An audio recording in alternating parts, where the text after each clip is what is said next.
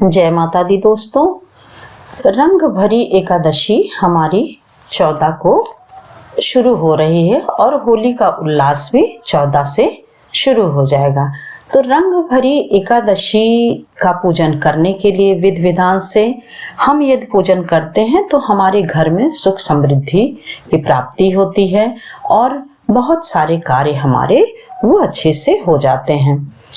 इसमें सबसे पहले तो सभी पूजा पाठ में जिस तरह करते हैं उसी तरह से रंग भरी एकादशी के दिन भी ब्रह्म मुहूर्त में उठ करके स्नान करके व्रत का संकल्प लें। यदि आप 12 मास व्रत रहते हैं तब तो आपका व्रत उसी तरह से चलता रहेगा, परंतु यदि कोई 1-2 एकादशी या फिर 2-4 एकादशी जैसी मन में या फिर कोई मान्यता हो ऐसी एकादशी रखने पर आप संकल्प लें। और नहीं भी है, हमेशा रहते हैं तो भी सुबह संकल्प लेना पड़ेगा। तो क्या करें कि सुबह तो आप जो पूजा करते हैं वो करते ही हैं, परंतु सूर्यास्त के बाद आप चौकी पे भगवान शिव को और माता पार्वती को रख करके उनके समक्ष देशी घी का दीपक जलाएं, फल चढ़ाएं और माता पार्वती को पूरे श्रृंगार की सामग्री अर्पित करें। श्रृंगार की सामग्री अर्पित करते समय अबीर गुलाल माता पार्वती और शिव जी को भी हम चढ़ाते हैं। चूँकि यह व्रत माता पार्वती और शिव जी इसमें बेड़ी माधव के साथ साथ पार्वती और शिव जी भी रहते हैं, तो उन्हें शिव जी को फल है, बिल्वपत्र है, कुमकुम, रोली, पंचमेवा, अक्षत आदि अर्पित करें और फिर उसके बाद कथा का पाठ करें। जो आपकी एकादशी व्रत की कथा होती है उसका पाठ करें। जो भी एकादशी है हर का अलग अलग रहता है, तो उसका आपको पाठ करना चाहिए। और चूंकि शिव जी भी है, शिव जी का पूजन कर रहे हैं, तो आप पूजन के साथ साथ ओम हौं जूं सः मंत्र का जाप कर सकते हैं।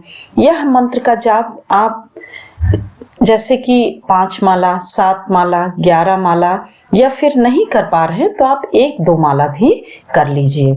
और विष्णु भगवान के समक्ष आपको 9 बत्तियों का दीपक जलाना चाहिए। इसके अलावा एक बड़ा दीपक पूजा घर में, वह तो आप प्रतिदिन शाम को जलाते होंगे या फिर प्रतिदिन शाम को अपने पूजा घर में प्रधान दीपक अवश्य जलाएं जो आपका जलता रहता है। परंतु एकादशी के दिन हमें एक बड़े बर्तन में दीपक जला के रखना चाहिए जो कि रात भर जलता रहे और उस दीपक के समक्ष 1 लोटा जल रखना चाहिए। उस जल को यदि हम मीठा रखते हैं तो वह और ही बहुत शुभकारी और ही बहुत अच्छा होता है। और यदि हो सके तो एकादशी के दिन भी पीपल के वृक्ष में आप दीपक दिखा सकते हैं और देशी घी का भी जला सकते हैं। इस तरह से हमारे मनोकामना की पूर्ति होती है और हम यदि दीपक जलाते रहते हैं तो हमें विभिन्न प्रकार के ऋण से मुक्ति भी मिलती है। इस प्रकार से हम रंग भरी एकादशी का उल्लास मना सकते हैं और अपनी मनोकामना पूर्ण कर सकते हैं। और यदि हम मन से पूजन और भजन करते हैं तो हमारी सभी मनोवांछित फलों की प्राप्ति होगी। और पुष्य नक्षत्र है तो इसमें भी आपको बहुत सारे पुण्य की प्राप्ति होती है। जय माता दी दोस्तों, फिर मिलते हैं।